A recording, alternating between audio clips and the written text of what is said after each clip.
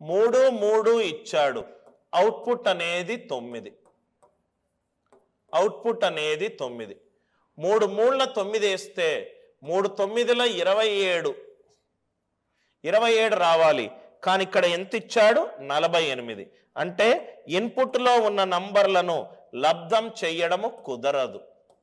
ఇన్పుట్లో ఉన్న నంబర్లను లబ్ధం చేయడం కుదరదు. ఇన్పుట్లో 4 6 ఇచ్చాడు, ఇక్కడేమో 26 ఇచ్చాడు. ఇన్పుట్లో ఇలా కూడా అడగవచ్చు క్వశ్చన్లు. 2, 2 క్వశ్చన్ మార్క్. 3 3ల 9 కానీ 3 9ల 27, 45 కాదు.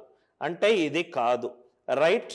సో ప్లస్ కాదు, ఇంటూ కాదు, స్క్వేర్ వేసి చూద్దాం. దీన్ని స్క్వేర్ చేస్తే ఇది 3 స్క్వేర్, ఇది 3 square. 9 plus 9 18.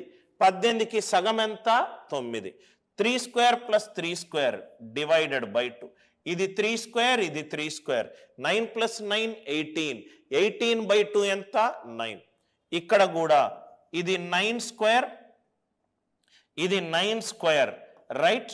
Plus 3 square divided by 2. చూద్దాం. 9 స్క్వేర్ 81. 3 స్క్వేర్ ఏమో 9. 81 ప్లస్ 9 90. 90కి సగం ఎంత? 45. ఇక్కడ కూడా రైట్.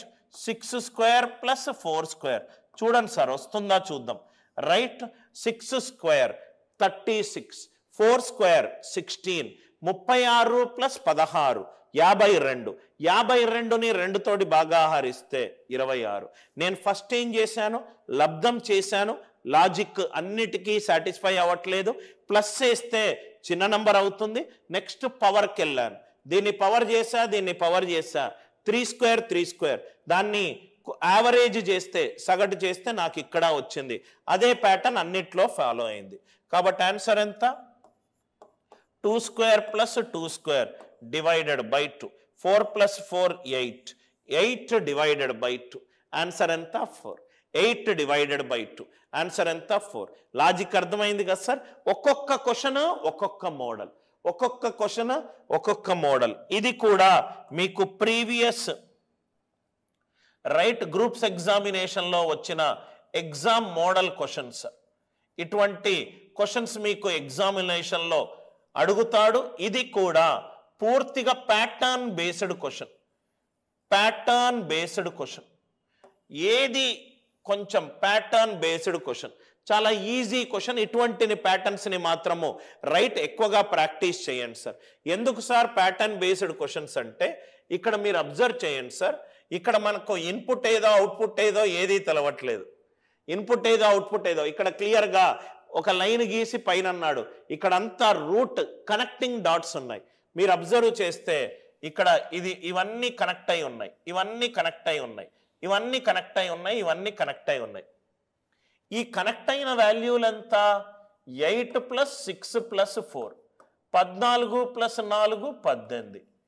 ఈ కనెక్ట్ అయిన వాల్యూలు ఎంత? ఇది కూడా 8 ప్లస్ 4 ప్లస్ 6. ఇది కూడా 18, ఇది కూడా 18.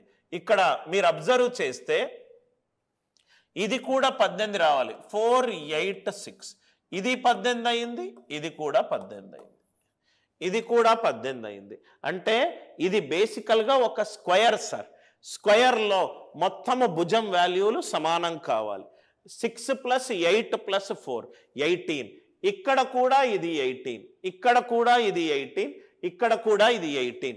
అంటే ఈ వాల్యూ ఏం కావాలి? 6 కావాలి. ఈ వాల్యూ ఏం కావాలి? 6 కావాలి. ఈ నంబర్ సిస్టమ్ మిస్సింగ్ నంబర్లో ఉన్న ప్రధానమైన ప్రాబ్లం ఏంటంటే, ఏ ప్యాటర్న్ నుంచి మనకు ఆన్సర్ ఎగ్జామినేషన్, నేను మైండ్లో ఒకటి అనుకొని రైట్ మీ క్వశ్చన్ డెవలప్ చేస్తాను. నేను అనుకున్నది మీరు ఆ లాజిక్ని ఐడెంటిఫై చేయాలి. అందుకే ఎన్ని ఎక్కువ వెరైటీ ఆఫ్ క్వశ్చన్లు మనం సాల్వ్ చేస్తే అంత ఎక్కువ కాన్ఫిడెన్స్ మనకు వస్తుంది. ఇది చూడండి సార్, ఇది చూడండి. ఇది కూడా ప్యాటర్న్ బేస్డ్. ఈ బాక్స్లో ఏదో ఒక ప్యాటర్న్ ఐడెంటిఫై అయి ఉన్నది. ఈ బాక్స్లో ఒక ప్యాటర్న్ ఐడెంటిఫికేషన్, ప్యాటర్న్ ఐడెంటిఫికేషన్, ఒక ప్యాటర్న్ దాగుంది.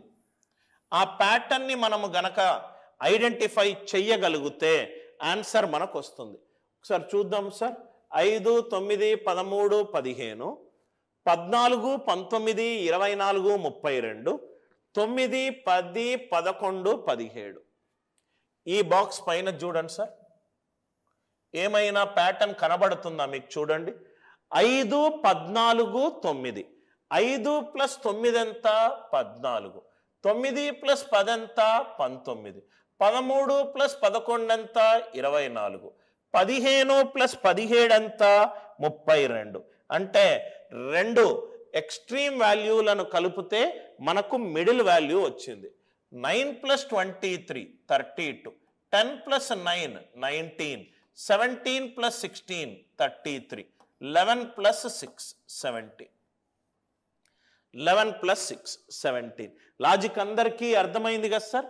ఇది బయటున్న వాల్యూలు రైట్, దానిని కూడితే నాకు మిడిల్ వాల్యూ వచ్చింది. 5 + 9 14. 9 + 10 19. 13 + 11 24. 15 + 17 32. ఈ రెండిటిని కూడితే మిడిల్ వాల్యూ వచ్చింది. 11 + 6 ఎంత? 17. ఆన్సర్ ఎంత ఈ క్వశ్చన్కి? 17. Are you all with me? Logic అందరికీ అర్థమైంది కదా సార్?